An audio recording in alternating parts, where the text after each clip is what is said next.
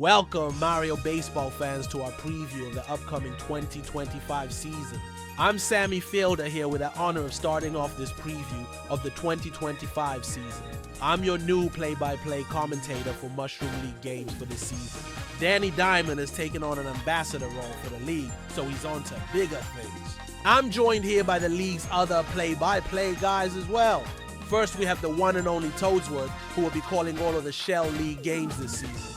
Greetings one and all, and let's go Monarchs!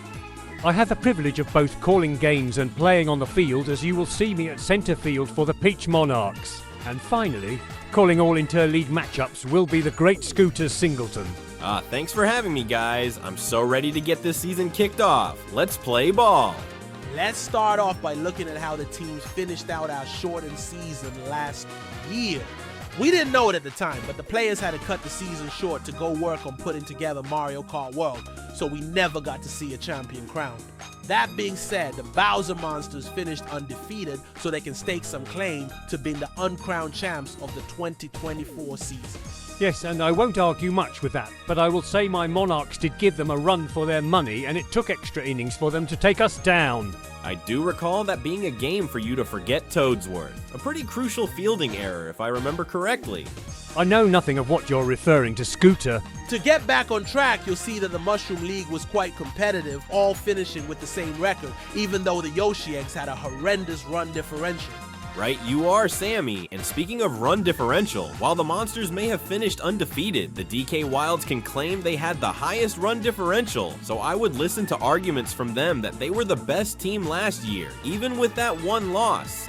Let's add another argument the Wilds can make for being the top team by looking at the awards from last season. Donkey Kong took both the MVP and Platinum Bat awards, as he had a sensational season at the plate, leading the league in average, home runs, and RBIs. Meanwhile, on the mound, Tiny Kong was lights out, not allowing a single run to cross while she was pitching. Additionally, her whip, which is the average amount of walks and hits she allowed per inning pitched, was well below 1. I can tell you one thing for free as well. We heard Bowser talk essentially the entire time we were at the studio working on Mario Kart World about how he was snubbed for every one of those awards.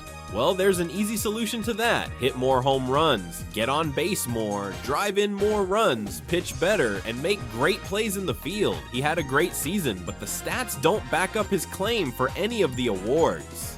I agree, but I'll allow you to be the one to tell him that. I think I'll avoid that at all costs. Bowser did see one of his guys, Firebro, come away with the Diamond Defender Award.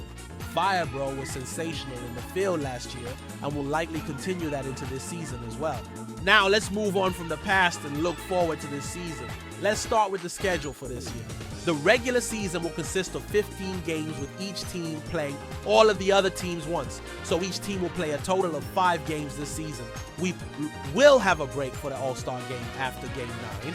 Now the All-Star game will be important because it will determine home field advantage for next season, in the sense that with each team playing 5 games, they won't get an even split on home and away games. Half of the teams will only get to home games during the regular season, while the other half will get 3. For this season only, the teams were randomly drawn to decide which 3 teams get more home games. But in order to make the All-Star game matter, we've opted to go about it this way. Whichever league wins the All-Star game, their teams get 3 home games for the next season, while the losing league's teams only get 2. Now, once the regular season finishes up, the best 2 teams from each division will make the playoffs, with the teams that finish last in their division will be eliminated and their season is over. We'll take a look at last season's final standings to explain. The Shell League was pretty clear-cut. The Bowser Monsters and the DK Wilds had better records than the Wario Muscles, who finished last in the Shell League based on win-loss record. That means the Muscles were eliminated. Simple enough. Now the Mushroom League was a little more complicated, since every team finished with the same exact win-loss record. Run differential is the tiebreaker in our league. For those unaware, run differential is the difference in amount of total runs the team has scored minus the total amount of runs scored against them. For example, if the Fireballs added up all of their runs scored in all 3 of their games, and it totals out to 10, and teams scored a total of 5 runs against them, they would have a run differential of +5. Now, if two teams happen to have the same exact win-loss record and the same exact run differential, the final tiebreaker would be who won the game they played against each other. There are more tiebreakers for scenarios of three-way ties, but we don't need to get too in-depth with all of that. We'll do that legwork for you guys. Now let's take a look at how the playoffs are played. We'll sort out the Mushroom League Championship first, followed by the Shell League Championship, culminated with the Mario Sluggers League Championship afterwards. Each championship series is decided in a best-of-3 series, so the first team to win 2 of the games advances. Home field is decided by which team finishes first in their division, with that team getting to play at home in the first and third game of the series. For the Mario Sluggers League Championship Series, we have neutral stadiums that these games will be played at so that neither team gets home field advantage. The winner of that series will be crowned your 2025 Mario Sluggers League champions. I personally cannot wait for the game played on Daisy Cruiser. I have such an affinity for that park. If I don't get to play in that game, I sure hope I get to call that game from the commentary booth. I'll think we'll have to battle it out for that one, Toadsworth. You two can battle it out for Daisy's Cruiser, and I'll settle for calling the game at Luigi's Mansion. Now we have one last thing to go over.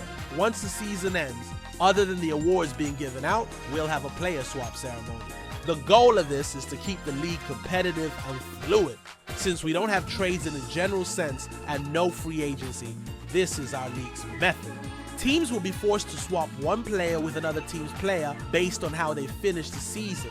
The player swap will be chosen by spinning a wheel of player names to keep it random. The team that wins the championship will swap with the team that finished last place. This means the worst team in the league will get a player from the best team in the league and vice versa, in hopes that it ends up balancing teams out. The loser of the championship series will swap with the second worst team, and the two middle teams will swap with each other. Each team's captain and co-captain will be exempt from being chosen and will always remain on their original team. I find this method both fascinating and nerve-wracking. I would hate to get ripped away from the Monarchs and placed on Bowser's team. Could you imagine that mess? Luckily, Sammy and I don't have to worry about that because we're safe and sound in our booths. The thought of it makes me ponder retirement, to be honest, but I do love the game of baseball too much to leave the field quite yet, but I wouldn't rule it out if I have to play for Bowser. I guess that's a bridge to cross if you ever get there. But for now, folks, that'll wrap it up for us here. We look forward to taking in a phenomenal season of Mario Baseball with y'all. Stay tuned for Game 1 of the 2025 season with the Peach Monarchs facing off against the Mario Fireballs at Mario Stadium. For Scooter and Toadsworth, I'm Sammy signing us off. Good night and joy be with you all. So long, everyone. Bye, folks.